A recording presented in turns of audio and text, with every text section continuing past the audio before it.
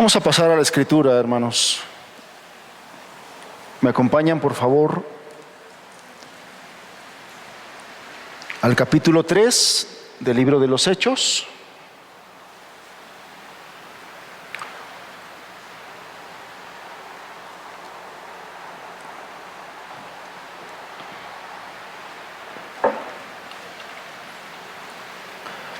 Y vamos a leer desde el verso 12 hasta el verso número 18.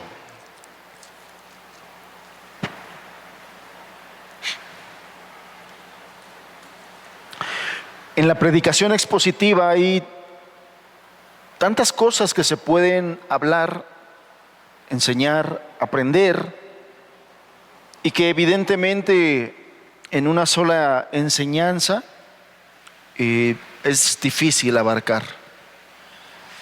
Estos versículos ya los leímos la semana pasada con nuestro hermano Julio, y nuevamente los vamos a leer. Vamos a extraer más verdades de Dios para nuestra vida de estos pasajes. Verso 12, dice la palabra de Dios: viendo esto, Pedro respondió al pueblo: varones israelitas, ¿por qué os maravilláis de esto? ¿O por qué ponéis los ojos en nosotros como si por nuestro poder o piedad hubiésemos hecho andar a este? El Dios de Abraham, de Isaac y de Jacob, el Dios de nuestros padres, ha glorificado a su Hijo Jesús, a quien vosotros entregasteis y negasteis delante de Pilato, cuando éste había resuelto ponerle en libertad. Mas vosotros negasteis al santo y al justo, y pedisteis que se os diese un homicida, y matasteis al autor de la vida, a quien Dios ha resucitado de los muertos, de lo cual nosotros somos testigos. Y por la fe en su nombre, a este que vosotros veis y conocéis, le ha confirmado su nombre, y la fe que es por él ha dado a esta completa sanidad en presencia de todos vosotros. Mas ahora, hermanos, sé que por ignorancia lo habéis hecho, como también vuestros gobernantes. Pero Dios ha cumplido así lo que había antes anunciado por boca de todos sus profetas, que su Cristo había de padecer.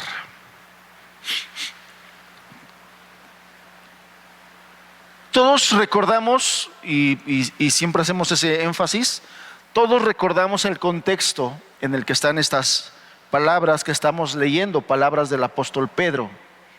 Todos recordamos qué está sucediendo. El apóstol Pedro junto con el apóstol Juan iban al templo, a la reunión de oración, y entrando por una de las puertas del templo, un hombre enfermo de muchos años, que no podía caminar, en el nombre de Jesús es sanado milagrosamente. Y es sanado en un momento muy importante. Y hemos dicho que esa sanación, ese milagro que el Señor obró, tenía grandes propósitos. Y aquí en estos versículos ya estamos entendiendo que definitivamente no era el propósito de Dios que las personas exaltaran a Pedro o a Juan por el milagro que se había obrado. Cosa que el día de hoy muchas personas cometen el error de poner sus ojos en personas para canonizarlos, ¿no? Y hacerlos santos de alguna manera. Este pasaje el apóstol Pedro está aclarando, ¿no? Que no es por ellos, que no es por su piedad, que no es por su poder, y de una manera muy magistral muy hermosa, y de manera intencional el apóstol Pedro comienza a hablarles el evangelio a esa gran cantidad de personas. Y es ahí donde nos situamos. Estos versículos, a partir del verso 12, el apóstol Pedro comienza su segundo sermón, su segunda predicación ante las multitudes. Ya recordamos que él ya había predicado en una ocasión, en el día del Pentecostés, y Dios salvó muchas personas ahí. Y bueno, este es el segundo momento en que el apóstol Pedro les predica a las multitudes. Y lo que vamos a ver el día de hoy, es cómo en medio de la predicación del evangelio, el apóstol resalta la grandeza, lo excelso del nombre de Jesús. Ese es el propósito de lo que vamos a estudiar hoy. El título de esta enseñanza es: el Evangelio exalta a Cristo. ¿Por qué es importante que a través de estos pasajes nosotros entendamos que el Evangelio, a través de la predicación del Evangelio, uno de los principales temas que se debe tratar es la exaltación de Cristo, la exaltación del Hijo de Dios? A diferencia de lo que se predica en muchos lugares, donde la exaltación no es para la persona de Jesús, sino la exaltación es para el ser humano, para el hombre, para el pastor, para el apóstol. Y bueno, el hombre, el ser humano, en las tinieblas en las que vive, en la ceguera por su pecado, cada vez se pone más nombres y títulos raros, ¿no? Hemos visto cómo ya abundan los famosos apóstoles. Bueno, estaba leyendo una noticia donde ya hay gente, líderes de ciertas congregaciones, que ya se hacen llamar arcángeles. O sea, el de apóstol ya les quedó chiquito, ahora ellos son arcángeles. Nada más para que usted se vea y se dé cuenta de la perdido que está nuestra sociedad, y no solamente nuestra sociedad. Muchas de las personas que hoy se dicen cristianas, evangélicas, viven en tremendas tinieblas por no acercarse con un corazón sincero a la palabra de Dios. Bien, entonces vamos a ver cómo estos pasajes en la predicación del evangelio siempre se debe exaltar el nombre de Jesús, el nombre que es sobre todo nombre. Y vamos a ver cómo los primeros predicadores estaban sumamente ocupados por exaltar el nombre de Jesucristo, no solamente en su enseñanza, sino con sus vidas. Vamos a orar, vamos a pedirle a Dios que nos ayude. Padre, así como tú quisiste y permitiste que a ese grupo de personas a las que les estaba predicando el apóstol Pedro, les fuera dado a conocer lo grandioso de tu nombre, así te pedimos, Señor, que por el Espíritu nos ayudes a entender en nuestro corazón, primeramente, lo glorioso y lo grandioso de tu nombre. ¿Quién eres tú? Lo glorioso, maravilloso que tú eres, Señor. Ayúdanos a entender, porque en la medida en que nosotros miremos, seamos capaces de mirar tu gloria, eso definitivamente influenciará nuestras vidas y nuestro cristianismo. Señor, deben ser muy densas las tinieblas de aquel que escucha de ti, lee de ti y no es influenciado por esas verdades. Líbranos, Señor, a nosotros, a tu iglesia, de esas tinieblas. que mientras más te conozcamos, más querramos saber de ti y más seamos influenciados y moldeados por esa revelación de tu persona y de tu carácter. Que sepamos, Señor, a quién nos estamos acercando. Que sepamos quién es nuestro Señor, quién es nuestro Salvador. Que no hay nombre en los cielos más alto que el tuyo, Señor. Te pedimos tu ayuda y tu respaldo. Que tu Espíritu Santo tome la palabra y la haga brillar para todos nosotros. Lo pedimos en el glorioso nombre del Hijo de Dios. Amén, amén, Señor. El título, ya lo dije, el Evangelio exalta a Cristo. El objetivo es que veamos cómo en la predicación del Evangelio el nombre que más debe resaltar y ser exaltado es el nombre de Jesús.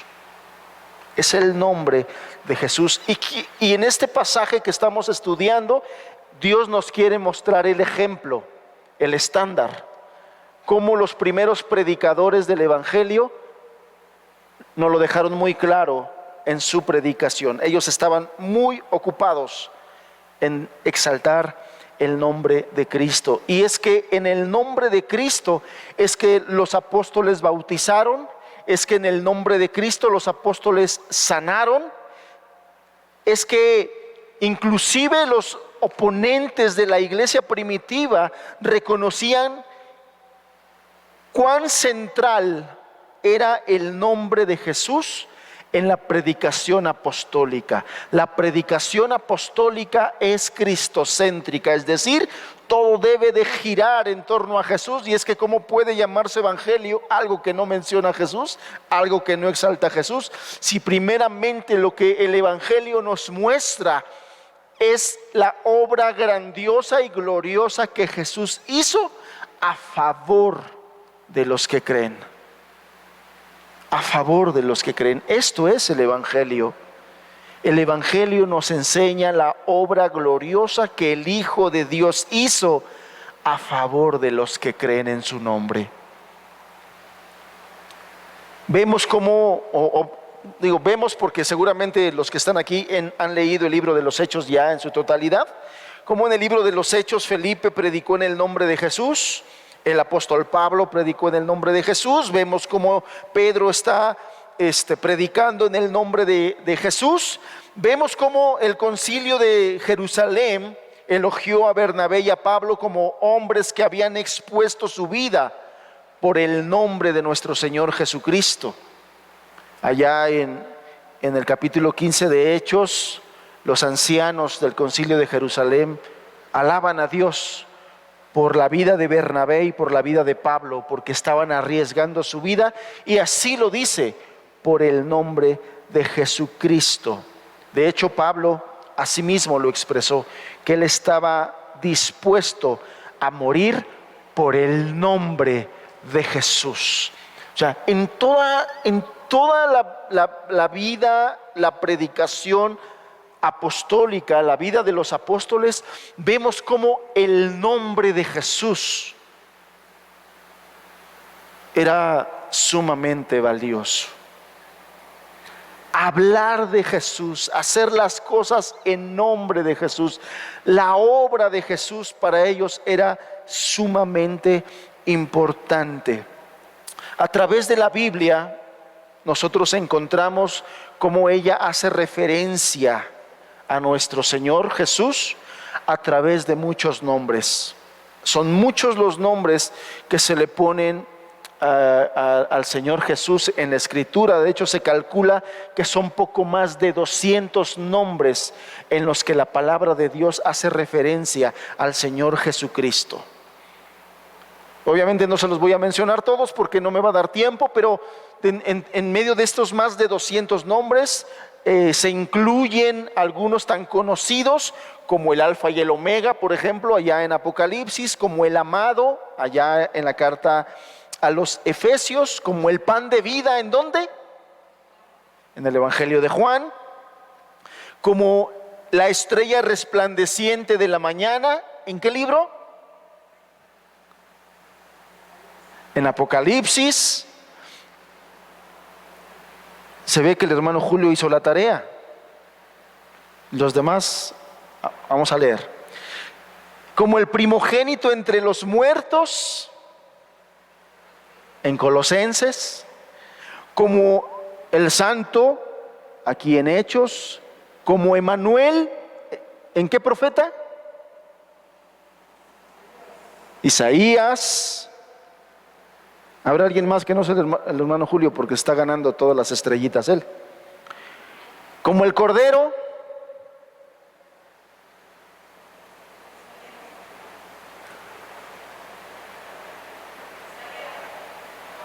Bueno, puedo citarles Juan, y aquí el Cordero de Dios que quita el pecado, pero también en Apocalipsis se habla del Cordero. Como la luz del mundo, en el Evangelio de Juan. Como el león de la tribu de Judá, en Apocalipsis.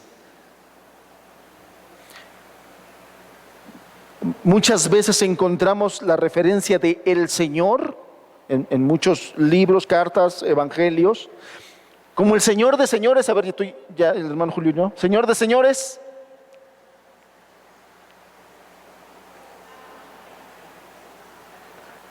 Apocalipsis. ¿Qué pasó?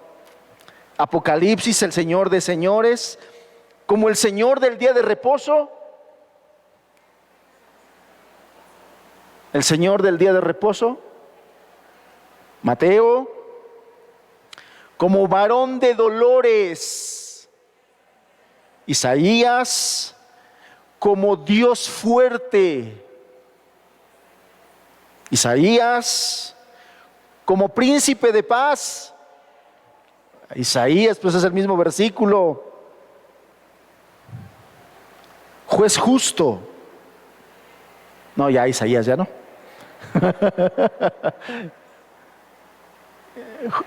Juez justo en la segunda carta a Timoteo. La raíz de David.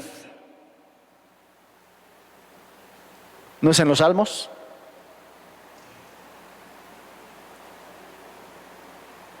Apocalipsis. Apocalipsis es uno de los libros que más nombres le otorga a Jesús. Salvador. ¿No? Los evangelios, ¿no? Lucas. Santo y justo. En Hechos, lo acabamos de leer. El buen pastor. Juan. A ver, se oye mucho de este lado y de este lado, ¿qué pasó? El Hijo de Dios. Juan, los evangelios. El Hijo del Hombre.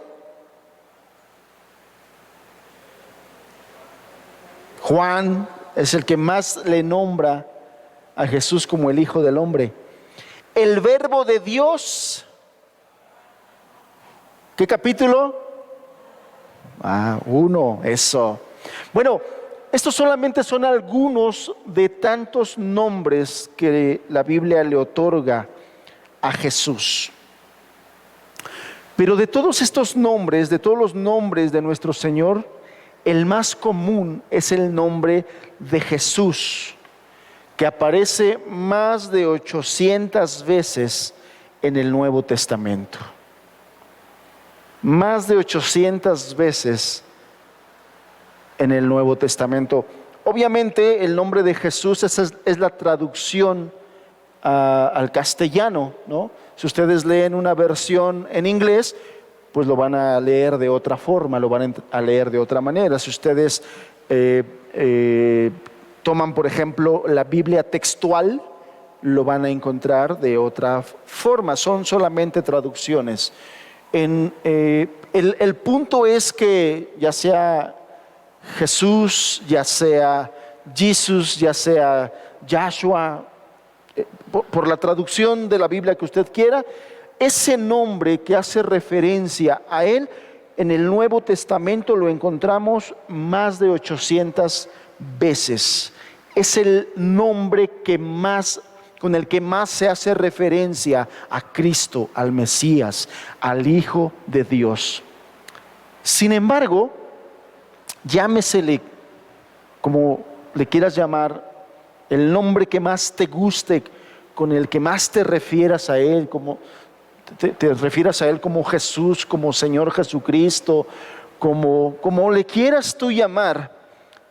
Lo más importante es que el testimonio de las Escrituras nos indica y nos enseña que solamente a través de Él podemos encontrar salvación y perdón de nuestros pecados. Esa es la parte más relevante. Independientemente de si tú te quieres referir a Él como el león de la tribu de Judá, como el alfa y el omega, como el Hijo de Dios, como el Cristo, como el Mesías, como Jesús, independientemente del nombre, las Escrituras dan testimonio que es en Jesucristo la única persona en la que se puede proveer de la salvación del alma. Y que todas las bendiciones espirituales vienen solamente a través de su nombre.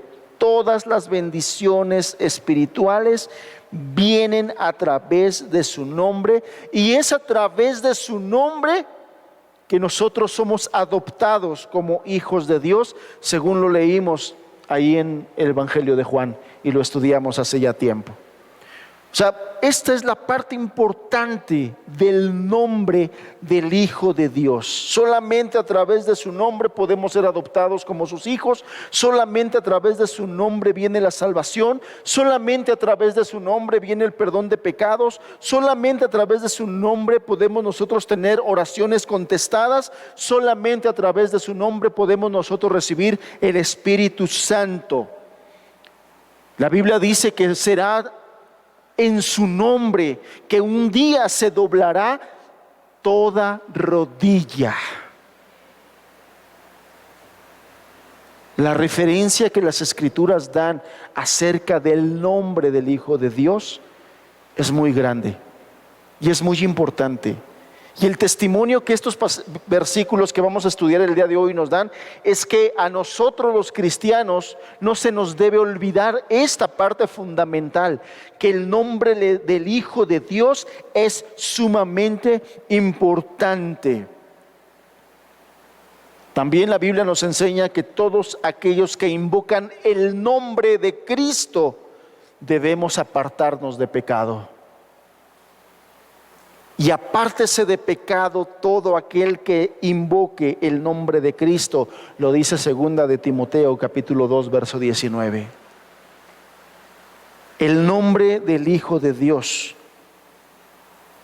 tiene un lugar preeminente en las Escrituras y más en el Nuevo Testamento. Y lo que estamos viendo aquí es que el apóstol Pedro fue el primero en predicar en el nombre de Jesús. De tal forma que todo aquel que predica el verdadero evangelio debemos seguir el ejemplo de la predicación apostólica. Toda nuestra predicación, y esto es importante para los que nos subimos a este lugar a predicar el evangelio,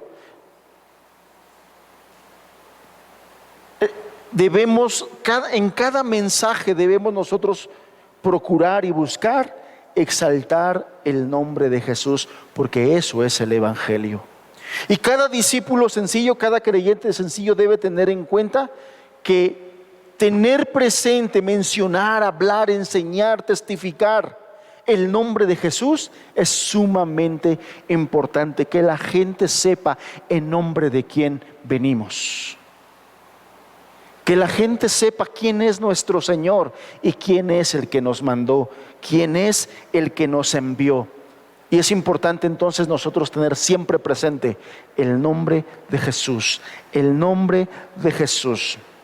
En el día de Pentecostés, que es el contexto de la venida del Espíritu Santo, el apóstol Pedro, ya lo recordarán, fue el que predicó el primer sermón en la historia de la iglesia. El primer sermón en la historia de la iglesia lo predicó el apóstol Pedro en el contexto de la venida del Espíritu Santo. ¿Y qué creen? O más bien, ¿qué recuerdan? El tema principal de esa primer predicación después de haber nacido la iglesia y el derramamiento del Espíritu Santo, el primer tema fue Jesucristo.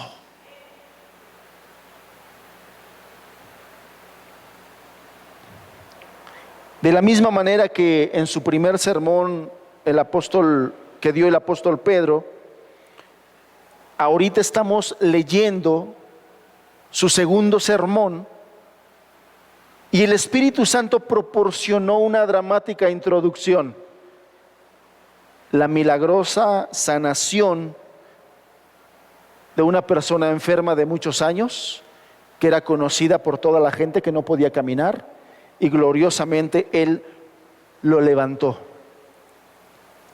lo sanó, con el único propósito, el único objetivo de que les fuera predicado el nombre de Jesús, de que les fuera predicado el nombre de Jesús, de tal forma que es necesario que vayamos entendiendo que el sinónimo del evangelio es el nombre de Jesús. Cuando nosotros le prediquemos a una persona el evangelio, tenemos que predicarle el nombre de Jesús, porque antes de lanzarse al tema de su segunda predicación, vemos como en estos pasajes el apóstol Pedro les lanza dos preguntas a esta multitud, y esas dos preguntas tienen el mismo objetivo: quitar la mirada de ellos y poner la mirada de las personas nuevamente en Jesús, porque la gente, nosotros seres humanos, dice la Escritura, que somos muy dados a ídolos, somos muy dados a hacernos ídolos. La gente, el ser humano, es muy dado a hacerse ídolos. Y en esta ocasión estaba pasando lo mismo. Vieron que ante las palabras del apóstol Pedro, ese hombre fue sanado, y la gente ya estaba mirando a Pedro, y la gente ya estaba mirando a Juan. A través de dos preguntas, Él los confronta, y la primera pregunta es: ¿por qué te maravillas de esto? ¿Por qué os maravilláis de esto? Y esa pregunta es un leve reproche. Les está reprochando: ¿por qué te sorprendes como si nunca hubieses visto nada igual? Porque les recuerdo que previo a todo eso, en el ministerio de Jesús en esta tierra, el Señor Jesús hizo muchos milagros. Sanó paralíticos, sanó leprosos, resucitó muertos, multiplicó alimentos, calmó tempestades. Y esta gente fue testiga de eso. Y entonces, como un reproche, el apóstol Pedro les dice: ¿por qué te maravillas? ¿Acaso no ya lo habías visto? ¿Acaso no has escuchado del Señor las maravillas que ha hecho desde el principio de los tiempos? Recordemos cómo el Señor, cuando sacó a Israel de Egipto, lo hizo de una manera gloriosa, con señales, maravillas y prodigios. Todas las plagas que cayeron en Egipto fueron obras sobrenaturales. ¿Cómo se abrió el Mar Rojo? Fue algo sobrenatural. ¿Cómo el Señor derribó y acabó con los enemigos de su pueblo? De forma sobrenatural.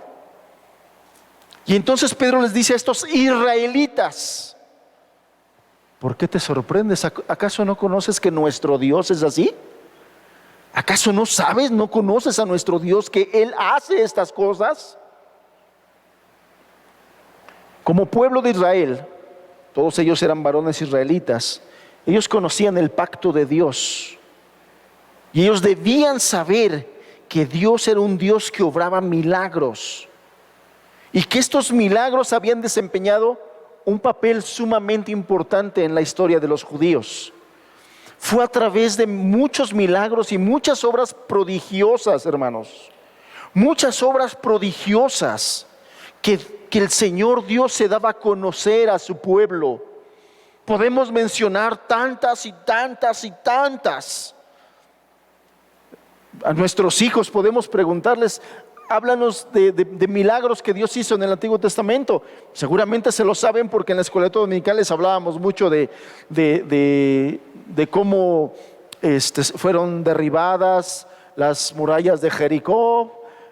Seguramente recordarán cómo allá con Josué se detuvo el sol en Gabaón, ¿no? Obras milagrosas, obras que el Señor hace.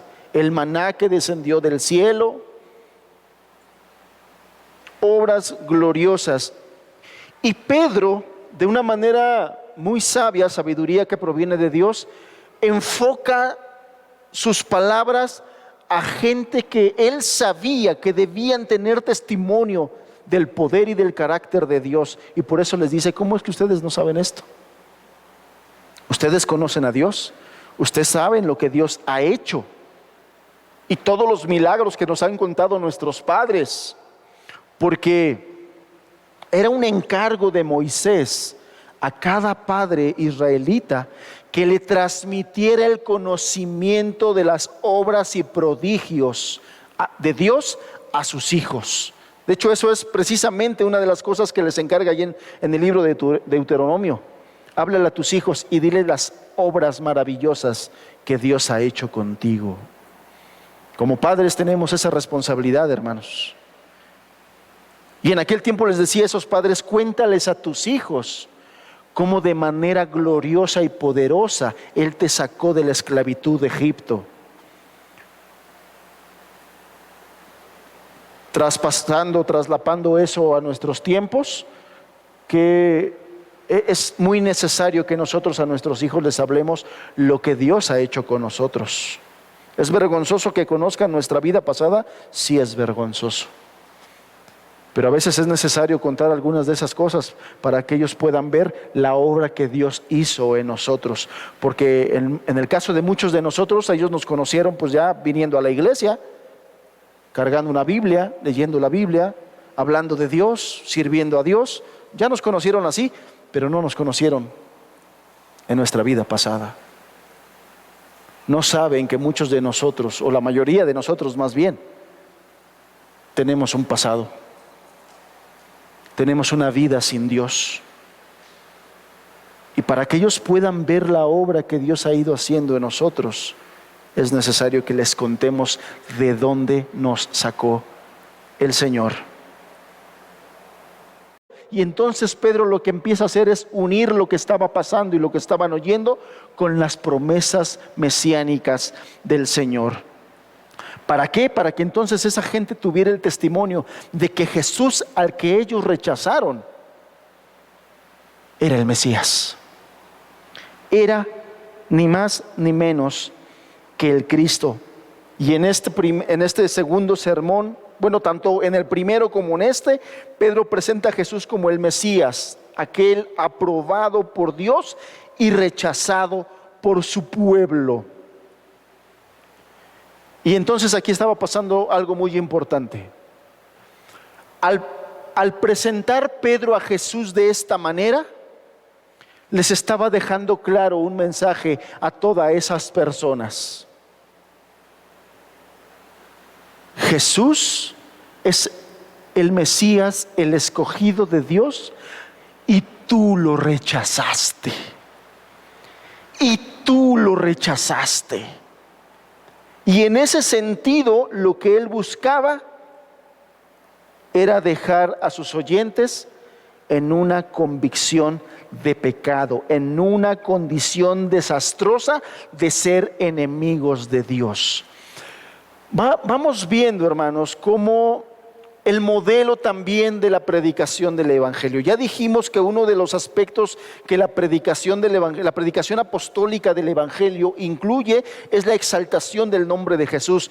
Pero la siguiente Otro de los aspectos cuando se le predica el evangelio a una persona es dejarlo convencido de su pecado, de que está mal delante de Dios. Esto es importante. El hermano Julio hace 8 días les decía, es necesario que antes de presentar las buenas noticias les presentemos las malas noticias. Las buenas noticias es que hay un Salvador. Las malas noticias es que estás perdido y necesitas ese Salvador.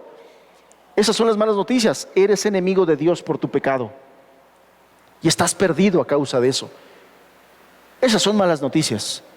La ira de Dios está sobre ti. Esas son malas noticias. ¿Qué tan malas noticias pueden ser estas que el autor de la carta a los Hebreos dice que nuestro Dios es fuego consumidor? Nuestro Dios es fuego consumidor. Y caer en manos de un Dios airado es la peor cosa que le puede suceder a un ser humano. La ira de Dios está sobre todas las personas que no tienen una fe genuina en Jesucristo. Yo no sé qué más, qué noticia puede ser más mala que esa.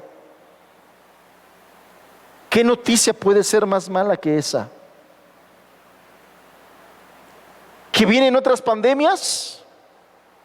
¿Crees que sería la peor noticia que nos puede venir? ¿Que viene una crisis económica? ¿Que puede ser que se desencadene la tercera guerra mundial? ¿Tú crees que esas pueden ser las peores noticias que un ser humano puede recibir? Por supuesto que no. La peor noticia es que la ira del Dios Santo está sobre de ti por rechazar a Jesucristo. Y ese era el propósito de Pedro al decirles y al mostrarles que Jesús, al que ellos rechazaron, era el Mesías, el escogido de Dios. Por lo tanto, imagínate cómo quedan esas personas. Dios envió a su Mesías, a su Cristo, y yo lo maté. Uf, qué terrible situación. En los siguientes versículos, entonces, Pedro describe a su maestro como el Hijo de Dios, como Jesús, como el Santo y Justo, como el autor de la vida y como el Cristo. En esos cortos versículos y en ese tramo de sermón, porque no es todo el sermón, solamente estoy tomando una parte del sermón de Pedro, solamente ahí Pedro les presenta a Jesús con 5 nombres, como para convencerlos y no dejarles duda de que Él es quien dijo ser. Acuérdense que todo el evangelio de Juan, el Señor Jesús se la pasó diciéndoles: yo soy el Cristo, el Hijo del Dios viviente. Yo soy el Cristo, el Hijo del Dios viviente. Bien, vamos a avanzar y vamos a analizar estos 5 nombres que el apóstol Pedro toca aquí. El primero, en el verso 13, en la parte A del verso 13, capítulo 3, dice: el Dios de Abraham, de Isaac y de Jacob, el Dios de nuestros padres, ha glorificado a su Hijo. Ha glorificado a su Hijo.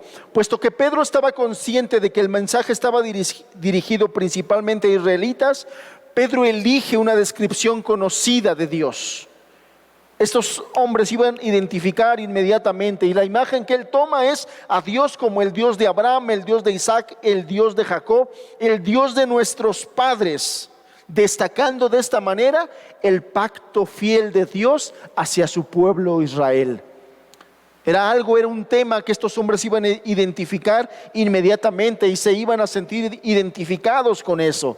Y al usar esta imagen, Pedro entonces reclama una continuidad entre lo que ellos conocían como cierto, es decir, el pacto en el Antiguo Testamento, ya que aquí él está declarando al mismo Dios que ellos predicaron y al Mesías que ellos reconocían y esperaban. Él está tomando esa línea de tiempo y de manera muy sabia, sabiduría dada por Dios, la está uniendo a ese momento que están viviendo a través de Jesús, de Jesucristo. Y entonces aquí lo que está haciendo Pedro es proclamar que el Dios del pacto, el que ellos conocían, el Dios de Abraham, el Dios de Isaac, el Dios de Jacob, el Dios de los patriarcas, el Dios de los profetas, ese Dios que ellos sí reconocían, había glorificado a su Hijo, y su Hijo es Jesús. Y su Hijo es Jesús. Aquí la palabra griega para hijo también se utiliza como siervo. Esta palabra hijo describe a Jesús como el representante personal o el embajador de Dios, el representante o el embajador enviado por Dios. Y en su segundo significado, como siervo, esta palabra siervo en el Antiguo Testamento es una designación que se le otorgó en el Antiguo Testamento al Mesías. Y los israelitas esa parte la tenían clara, la identificaban. Les voy a leer un pasaje nada más para que veamos cómo esta parte de siervo, o sea, la palabra que nosotros aquí en nuestra Reina Valera encontramos como hijo, también se traduce como siervo. Y si me acompañas a Isaías 52, verso 13.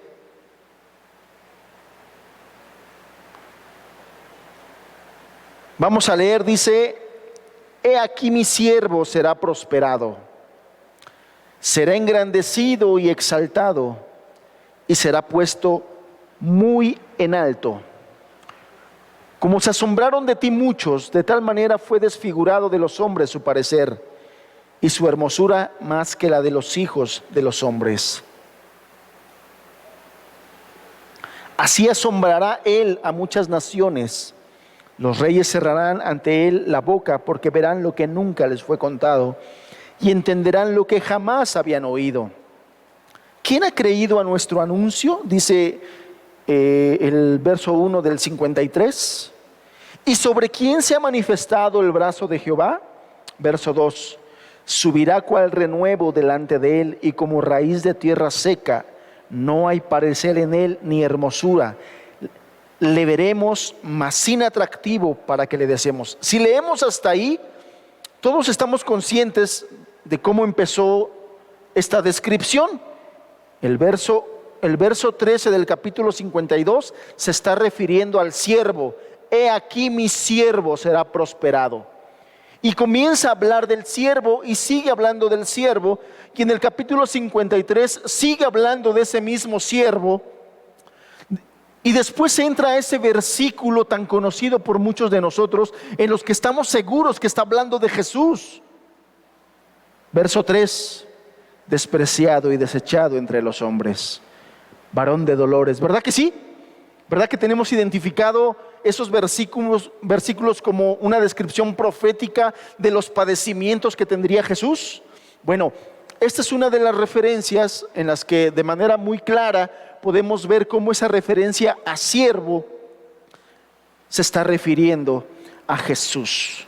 Jesús declaró de sí mismo que Él era el Hijo del Hombre y que no vino para ser servido, sino para servir. Él se identificó ante los hombres como el siervo, como un siervo. Entonces, este es el primer nombre que Pedro utiliza para que la gente, los que le están escuchando, puedan relacionar las promesas y las profecías mesiánicas con Jesús. El siguiente nombre que utiliza precisamente es el de Jesús.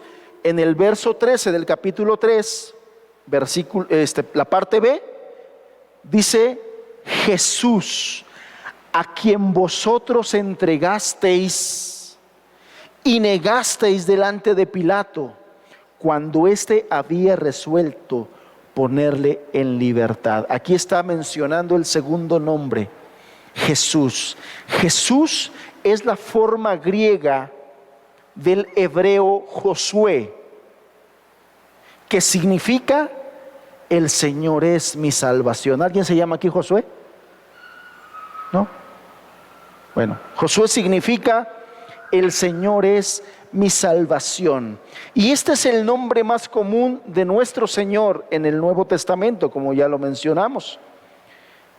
Este primer nombre se le reveló en primera instancia a José, el esposo de María, cuando el ángel le manifestó: llamarás su nombre Jesús, porque él salvará a su pueblo de sus pecados.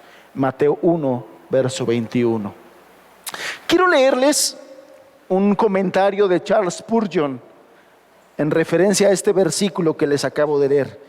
Cuando el ángel se le presenta a José en sueños y le dice: llamará su nombre Jesús, porque él salvará a su pueblo de sus pecados. Me encantó este comentario de Charles Spurgeon en referencia a ese versículo. Dice: el ángel le dijo el nombre a José en un sueño. Jesús, ese nombre tan tierno y dulce que no estorba en el descanso de ningún hombre, sino que más bien produce una paz sin igual, la paz de Dios. Con tal visión, el sueño de Josué fue más que bendecido que su despertar.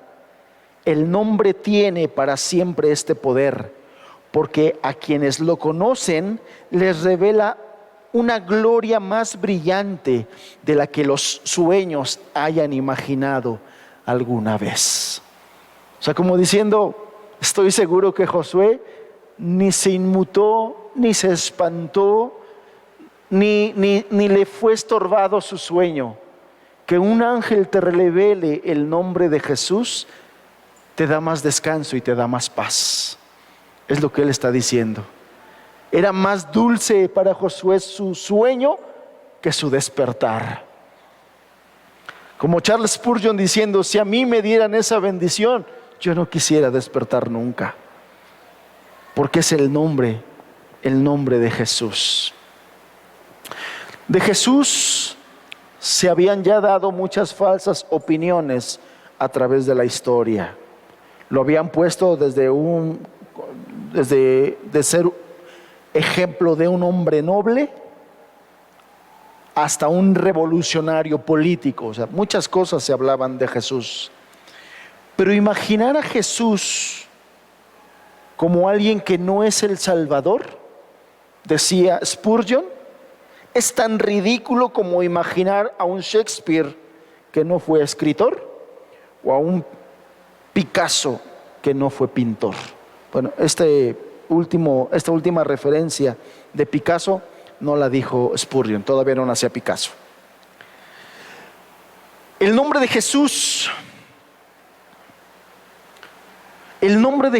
no debería ser nuestro ejemplo solamente porque Jesús es nuestro guía o nuestro líder o nuestro amigo, aunque Jesús para nosotros es todo eso.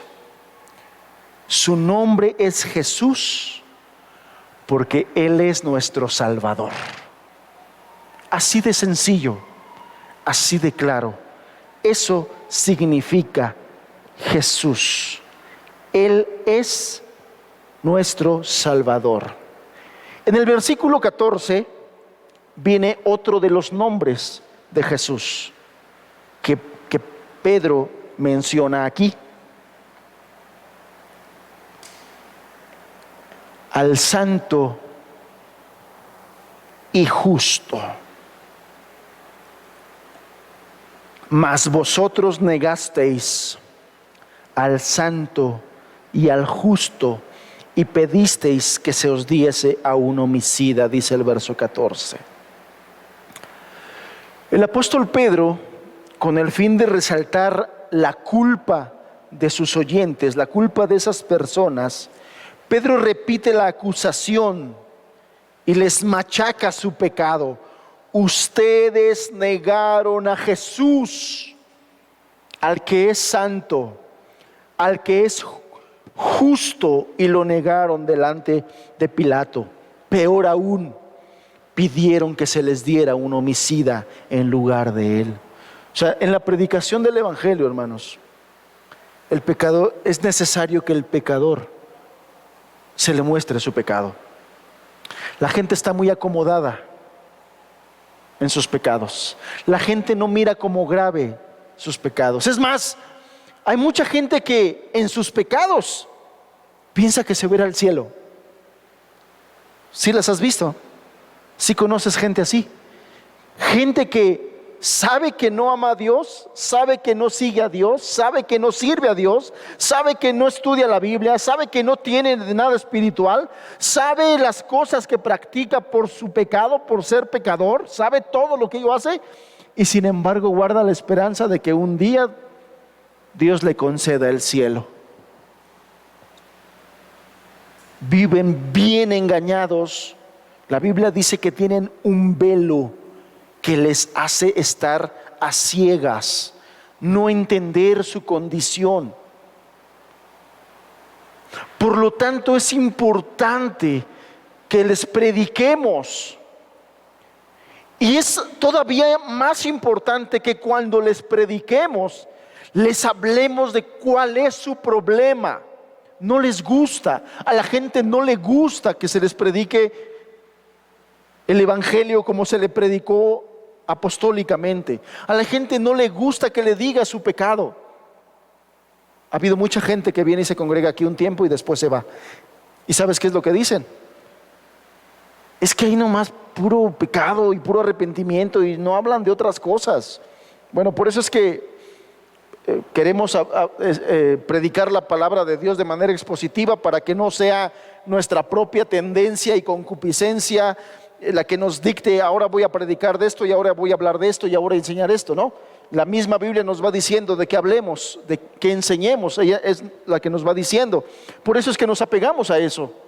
No quiere decir que en algún momento no vamos a tener una serie de enseñanzas de manera temática. Sí lo vamos a hacer, sí lo vamos a tener, pero el punto es que a la mayoría de las personas no les gusta escuchar el Evangelio apostólico, bíblico. Quiere que les hables del amor de Dios, de las promesas de Dios, y sí, eso se tiene que hablar también, pero ellos quieren solamente eso, de las promesas de Dios, de que Dios es bueno, y eso no es el Evangelio. El Evangelio está muy bien equilibrado en los temas que toca, pero aquí estamos viendo como una de las cosas que se deben hacer por amor a las personas es hacerles consciente de su culpa por su pecado. Y entonces aquí eso es lo que está haciendo Pedro, machacándoles. Ustedes negaron a Jesús, ustedes mataron al santo, al justo, ustedes lo negaron. Y ustedes no solamente lo negaron, ustedes pidieron a un homicida en lugar de Jesús. Les estaba haciendo caer el peso de su responsabilidad. Pero bueno, vamos al punto. ¿Cuál es el nombre de Jesús que aquí Pedro está tomando? El santo, de la palabra griega agios, que significa ser separado para Dios. Jesús, amados, Jesús no solamente es santo por naturaleza, sino que también es separado por Dios con un fin específico: hacer su voluntad, cumplir la voluntad del Padre. Santo también es un título mesiánico.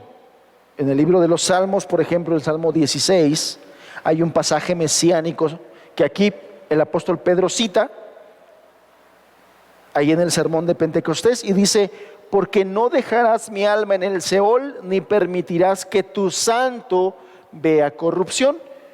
Se está refiriendo a Jesús. Es un salmo mesiánico.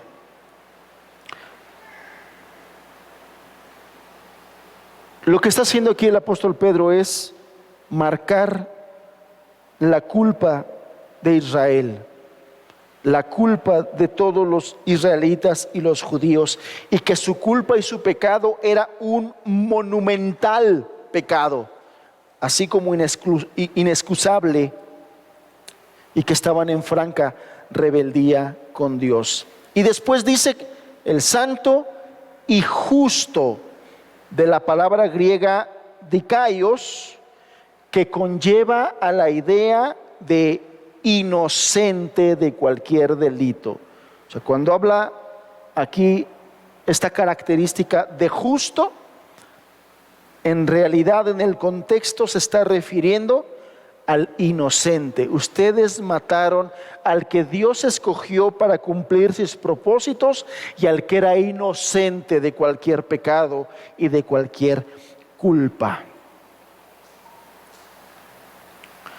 Al tener que elegir esta gente entre el inocente Mesías y el homicida Barrabás, ellos eligieron a Barrabás. Pedro sigue remarcándoles su maldad, su pecado. Y ese pecado se hacía más grande porque hubo incluso gentiles que fueron capaces de reconocer a Jesús como el Mesías. La esposa de Pilato, por ejemplo, que fue y le dijo a su esposo: no tengas nada que ver con este justo, con este inocente. El centurión romano, estando Jesús en la cruz: ciertamente este es el Hijo de Dios, ciertamente este es hombre inocente. Cosa que los israelitas no pudieron hacer. El pecado de ellos estaba siendo devastadoramente directa, señalados por Pedro. El siguiente nombre, ya llevamos 3. El cuarto nombre que Pedro toca aquí es el autor de la vida. Versículo número 15 y 16 dice: y matasteis al autor de la vida, a quien Dios ha resucitado de los muertos, de lo cual nosotros somos testigos. En todo este discurso, en todo este sermón, el apóstol Pedro les está presentando una paradoja, puntos contrarios. Por ejemplo, aunque Jesús era el siervo, Dios lo exaltó. Aunque Él era el libertador de ellos, pero la nación lo entregó a Pilato.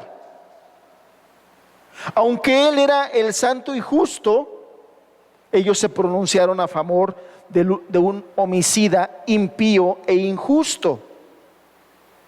Y es en este punto donde ahora Pedro llega a la mayor paradoja de todas. Él los acusó de esta manera: ustedes mataron al autor de la vida. Ustedes le quitaron la vida al que da la vida. Y mientras a cambio pidieron la libertad de uno de los que habían quitado la vida a otros, porque Barrabás era homicida. ¿Se dan cuenta de cómo Pedro les presenta estas cosas a esos israelitas, de esos judíos? Los estaba haciendo trizas, hermanos. Los estaba haciendo trizas.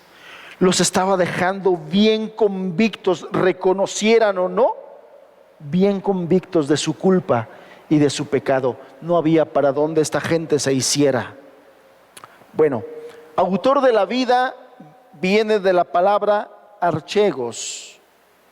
Archegos se refiere al originador, al pionero, al iniciador de algo. Por ejemplo, Hebreos 2:10 usa la frase autor de la salvación. En Hebreos 12:2 se describe a Jesús como el autor de la fe, el originador de la fe. Y aquí Pedro la usa para describir a Jesús como el originador de la vida. Ponerle ese título a Jesús es una afirmación de la deidad de Jesús. Nadie más que Dios puede dar la vida. Y cuando Pedro delante de los judíos se refiere a Jesús como el dador de la vida, les está remarcando: Él es el Cristo, el Mesías tan esperado por ustedes. Ustedes lo mataron. El apóstol Juan, en su evangelio, en el capítulo 1, él dice estas palabras: en él estaba la vida, y la vida era la luz de los hombres. Y en su primera carta el apóstol Juan añade esto: Dios nos ha dado vida eterna, y esta vida está en su Hijo. Hablando de Jesús, más tarde en ese mismo capítulo Juan nos dice las siguientes palabras: este es el verdadero Dios y la vida eterna. Recordarán que una mujer llamada Marta les dijo: yo soy la resurrección y la vida. El que cree en mí, aunque esté muerto, vivirá. Juan mismo en su evangelio declara estas palabras, hablando Jesús, diciendo: yo soy el camino, la verdad y la vida. Lo que yo quiero decirles con esto, hermanos, es cómo el apóstol Pedro exaltó el nombre de Jesús al enseñar el evangelio a las personas, con un propósito: que entendamos que la predicación bíblica no es cualquier cosa. Tiene que ver con Dios. Tiene que ver con el Hijo de Dios. Tiene que ver con el Cristo. De tal forma que tanto predicar un sermón tiene que exaltar el nombre de Jesús, como escuchar un sermón con toda la atención y el respeto debido es exaltar el nombre de Jesús, porque la palabra habla de Él, la palabra enseña de Él. De hecho, Juan mismo en el Evangelio capítulo 1 nos dice que Jesús es la palabra encarnada, el Logos eterno. Cuando nosotros escuchamos la palabra de Dios, también nosotros le estamos rindiendo gloria al Señor. Una de las cosas de relevancia de por qué, analizando yo, de por qué hablar de estos versículos y por qué enfocarlo de esta manera, es porque nosotros debemos aprender a reconocer lo valioso, lo importante y lo sagrado que es estar en las cosas de Jesús. En una reunión donde invocamos el nombre de Jesús, en una reunión donde hablamos del nombre de Jesús, en un momento donde servimos a Jesús, en un momento en donde estamos entre el cuerpo de Jesús, el cuerpo de Cristo. Qué importante es todo esto. En este sermón, el apóstol Pedro le está diciendo a todos sus oyentes: aunque ustedes lo mataron, aquí no termina el asunto. Aquí no termina el asunto. Al verdadero estilo apostólico, Pedro agrega la nota resonante respecto de otro tema sumamente importante, que es la resurrección. Yo les decía que en la enseñanza y la predicación apostólica, el tema de la resurrección es sumamente importante. Jesús no se quedó ahí muerto, no se quedó colgado, no se quedó sepultado, no se quedó en el limbo. Jesús resucitó al tercer día. Jesús, el autor de la vida, fue a quien Dios ha resucitado de los muertos. Y de eso, el apóstol Pedro, como los demás apóstoles, dice, eran testigos. Eran testigos. Hermanos, si Jesús no hubiese resucitado, si Él no hubiese sido levantado de los muertos, la iglesia hubiera nacido muerta. No tendría propósito alguno. No habría propósito alguno. Y el último nombre, terminamos ya con esto, el último nombre que utiliza Pedro es Cristo. Verso 18.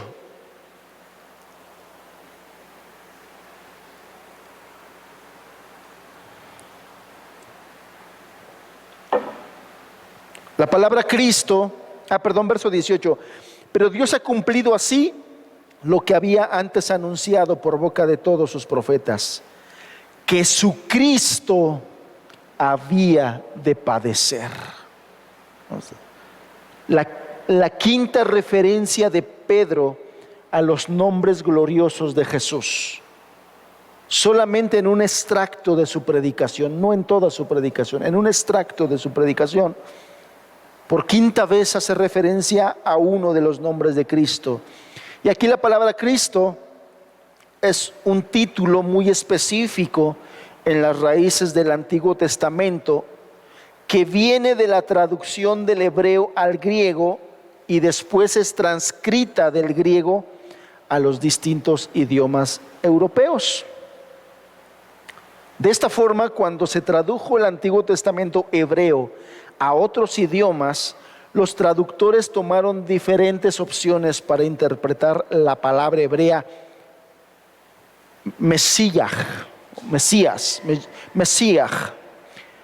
Algunas Biblias traducen por su significado el Mesías, así lo dice. Otros lo traducen por su transcripción, el Cristo. Es decir, el Cristo significa Mesías en la transcripción al Nuevo Testamento, porque en el Antiguo Testamento nunca encontramos la palabra Cristo, siempre lo encontramos principalmente con la referencia de el Mesías, pero tanto Cristo como Mesías significan algo: el ungido, el escogido de Dios. Y lo que vemos aquí es la valiosa conexión entre el Antiguo Testamento y el Nuevo Testamento. Y aquí Pedro les asegura a sus oyentes que el rechazo y la ejecución del Mesías no frustró los planes de Dios. Es decir, la crucifixión de Jesús por mano de los israelitas solamente estaba cumpliendo los planes programados de Dios, y tampoco eso, su muerte, descalificaba a Jesús como Mesías, porque ya Dios había anunciado por boca de todos sus profetas que su Cristo había de padecer, y esa profecía se estaba cumpliendo. Aquí en el verso 18 del capítulo 3 leemos lo siguiente: pero Dios ha cumplido así lo que había antes anunciado por boca de todos sus profetas, que su Cristo había de padecer. Es decir, que aunque Pedro los está reprochando, los está reprobando por su pecado, también les está diciendo, pero Dios así había planeado todas las cosas. Los planes de Dios no fueron frustrados. El Nuevo Testamento predice la muerte de Cristo en pasajes como Isaías 53, Salmo 22, Zacarías 12. Ahí encontramos de manera profética cómo se anunciaba la muerte de Cristo. Incluso no solamente la muerte, sino también el rechazo de que la nación de Israel hiciera de él, también estaba profetizada ahí en el capítulo 53 de Isaías. Vemos entonces cómo Dios utilizaba las malas intenciones de toda esta gente para cumplir con sus planes y con sus propósitos. Pero aquí Pedro está condenando a todos sus oyentes por repudiar a Jesús, por negarlo y por ejecutarlo. Esta gente, ustedes recordarán como en el capítulo 2, al escuchar a Pedro, la gente decía, varones hermanos, ¿qué haremos? Compungidos. Esta gente debería de estar igual, compungida por su maldad, compungida por su pecado. Y bueno, en la segunda parte del sermón vamos a ver la respuesta de Pedro. No lo vamos a ver hoy, ¿no? Creo que todavía nos da tiempo, pero no lo vamos a ver hoy. No se espante. Ya se habían espantado, ¿eh? Terminamos.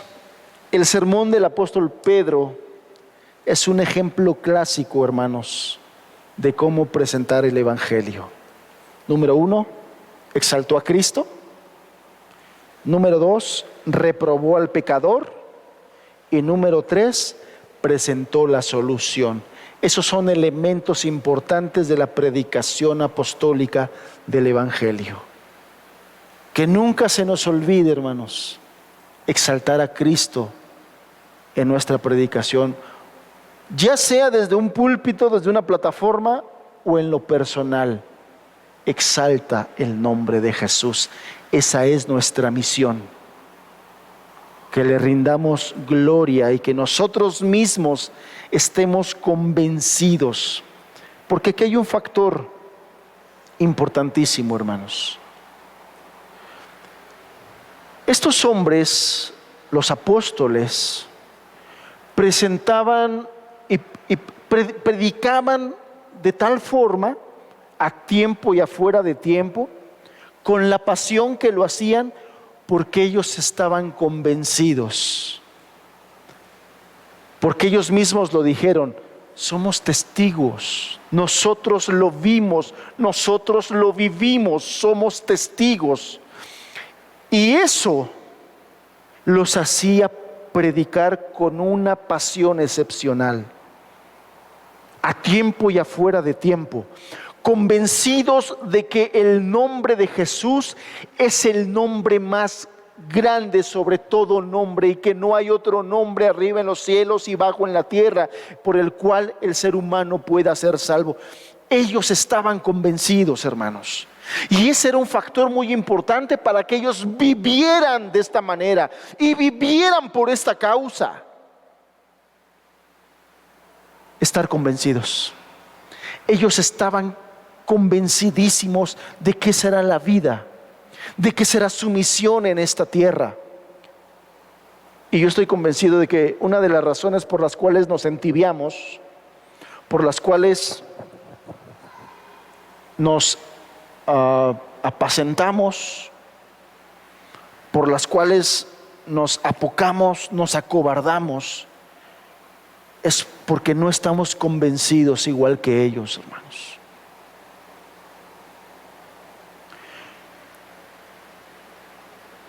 Y por eso no predicamos con la misma pasión. Y por eso no exaltamos el nombre de Jesús con el mismo fervor. Porque no estamos igualmente convencidos. Ellos fueron testigos. Estaban convencidísimos de que Jesús era el Hijo de Dios, el siervo. Ellos estaban convencidísimos del señorío del Hijo de Dios. Ellos estaban más que convencidos que a través de Jesús había salvación y perdón de pecados, de que Jesús era el Salvador. Estaban sumamente convencidos, por eso predicaban el nombre de Jesús. Ellos estaban convencidos de que Él era el santo y el justo, el autor de la vida, el Cristo, el aprobado por Dios. Estaban convencidos.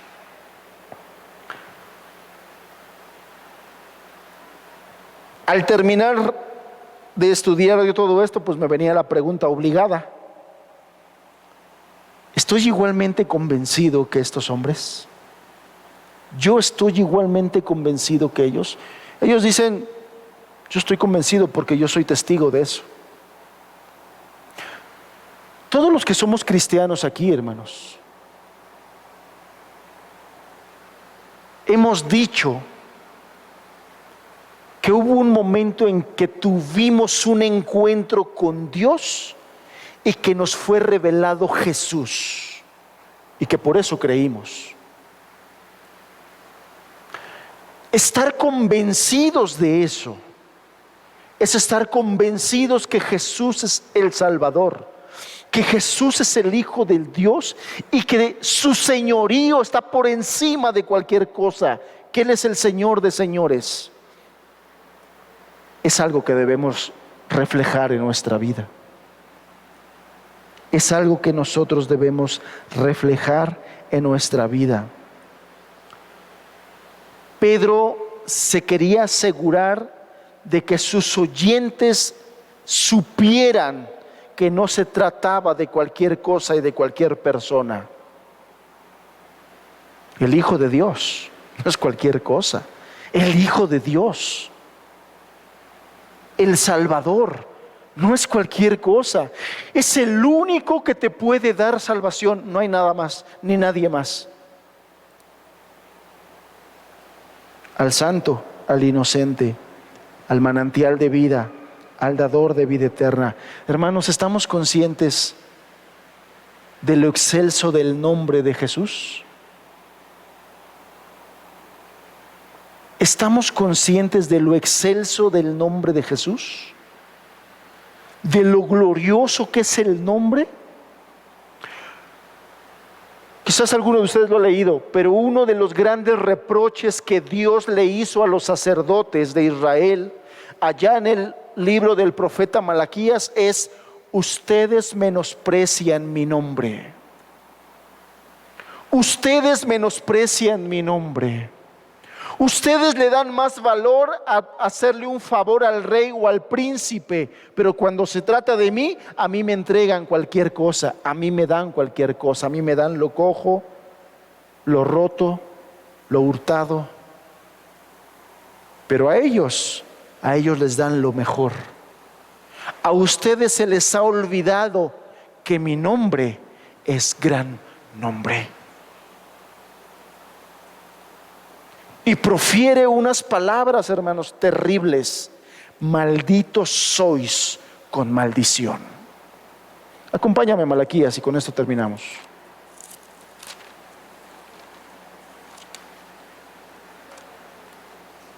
Malaquías capítulo 3.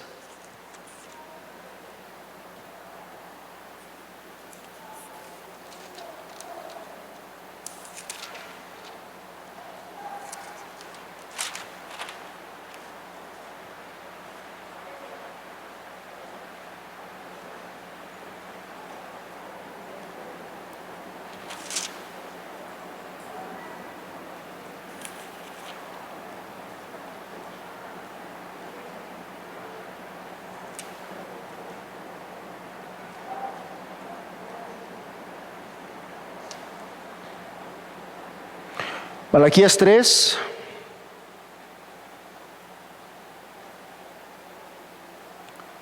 Fíjese que las sectas utilizan estos versículos para manipular a la gente, hacerles manita de puerco y sacarles su dinero. Si lo sabe, ¿verdad? Si lo ha escuchado. Porque dice: ¿robará el hombre a Dios? Pues vosotros me habéis robado. Y dijisteis: ¿en qué te hemos robado? En vuestros diezmos y ofrendas. Malditos sois con maldición, porque vosotros, la nación toda, me habéis robado. Y utilizan estos versículos para hacerle manita de puerco a los oyentes. Y una vez manipulados con el temor de estas palabras, pues la gente dice: ay no, malditos, no, mejor aquí está mi dinero, y aquí está mi diezmo, y aquí está mi ofrenda. Y son versículos que las sectas utilizan para manipular a las personas. Estas palabras no están hablando de dinero, hermanos. Están hablando de la gloria de Dios. De lo que se está quejando Dios es que le robaron el valor a su nombre. Leamos todo el contexto. ¿Robará el hombre a Dios? Pues vosotros me habéis robado. Y dijisteis: ¿en qué te hemos robado? En vuestros diezmos y ofrendas. Malditos sois con maldición, porque vosotros, la nación toda, me habéis robado. Traed todos los diezmos al alfolí y haya alimento, y probadme ahora en esto, dice Jehová de los ejércitos, si no os abriré las ventanas de los cielos y derramaré sobre vosotros bendición hasta que sobreabunde. Reprenderé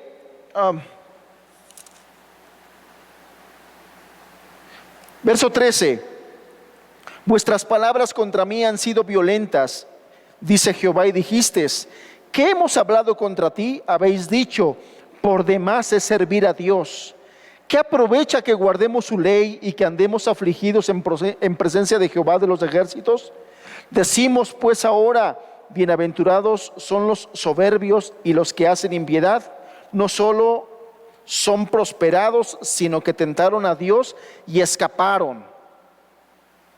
Entonces los que temían a Jehová hablaron cada uno a su compañero, y Jehová escuchó y oyó, y fue escrito el libro de memoria delante de él para los que temen a Jehová y para los que piensan en su nombre. Son versículos anteriores. ¿Cuál?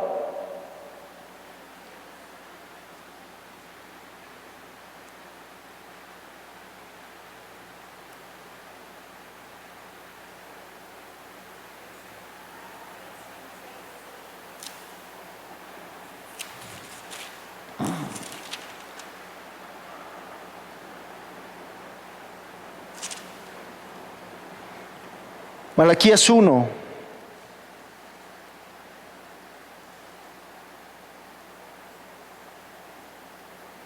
Verso 6.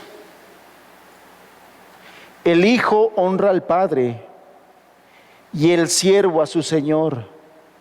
Si pues soy padre, ¿dónde está mi honra? Y si soy señor, ¿dónde está mi temor? Dice Jehová de los ejércitos: a vosotros, oh sacerdotes, que menospreciáis mi nombre y decís: ¿en qué hemos menospreciado tu nombre? En que ofrecéis sobre mi altar pan inmundo. Y dijisteis: ¿en qué te hemos deshonrado? En que pensáis que la mesa de Jehová es despreciable, y cuando ofrecéis el animal ciego para el sacrificio, ¿no es malo? Asimismo, cuando ofrecéis el cojo o el enfermo, ¿no es malo?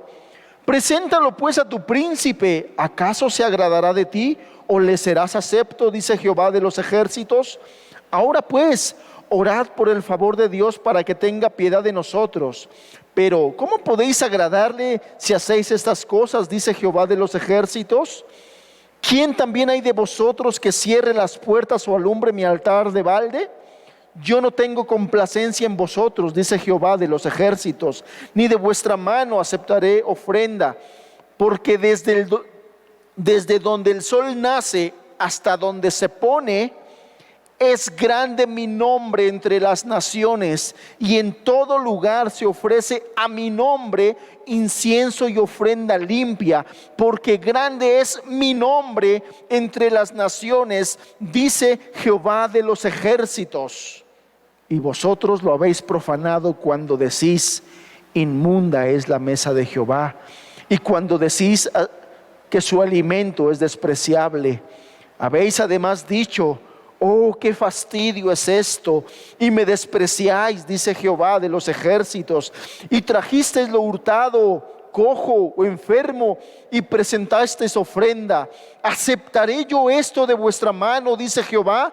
Maldito el que engaña, el que teniendo machos en su rebaño promete y sacrifica a Jehová lo dañado, porque yo soy gran rey, dice Jehová de los ejércitos, y mi nombre es temible entre las naciones. Wow.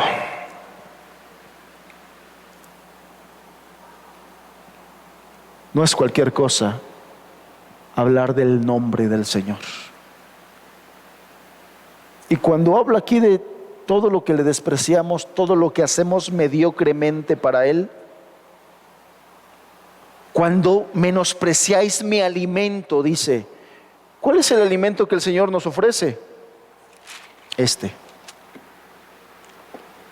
La palabra. Menospreciamos. No es cualquier cosa el nombre del Señor.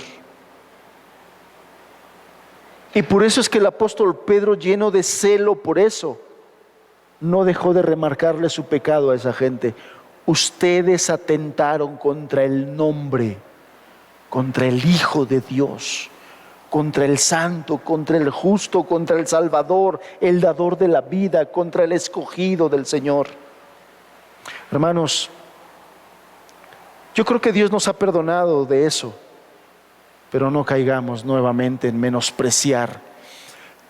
Esta reprensión del Señor en Malaquías está dirigida a los sacerdotes, a los encargados de ofrecer el servicio a Dios, de la adoración, del servicio. Y la carta a los Hebreos dice que en el nuevo pacto todos los creyentes somos sacerdotes del nuevo pacto. Temblemos, hermanos, temblemos de no menospreciar el nombre del Señor, ni todo lo que tiene que ver con las cosas del Señor. Que Dios nos conceda un temor santo para caminar a la altura de este llamamiento. Nos conceda un temor santo. Vamos a orar.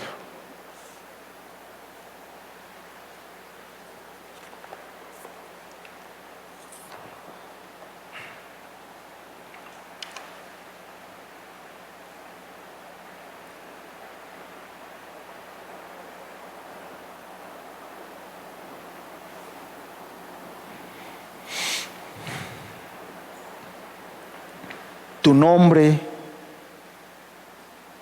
es gran nombre.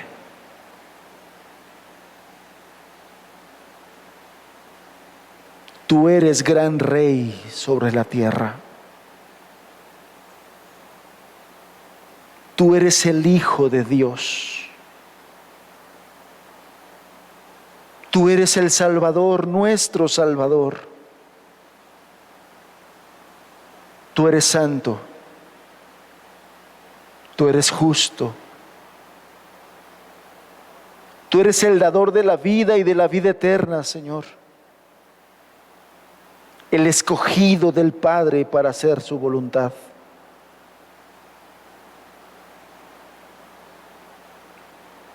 Guárdanos de tratarte a ti y a tu obra como cualquier cosa, y pon temor en nuestro corazón, Señor.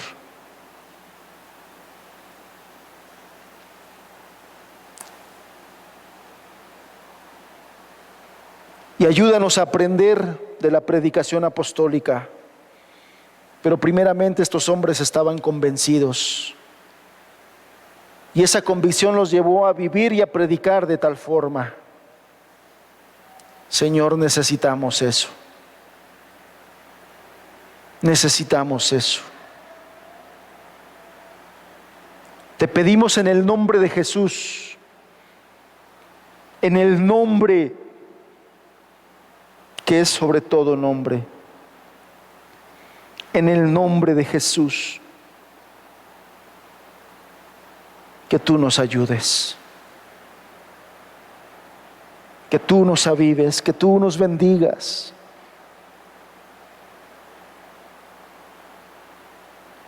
En el nombre de Jesús. Amén, Señor.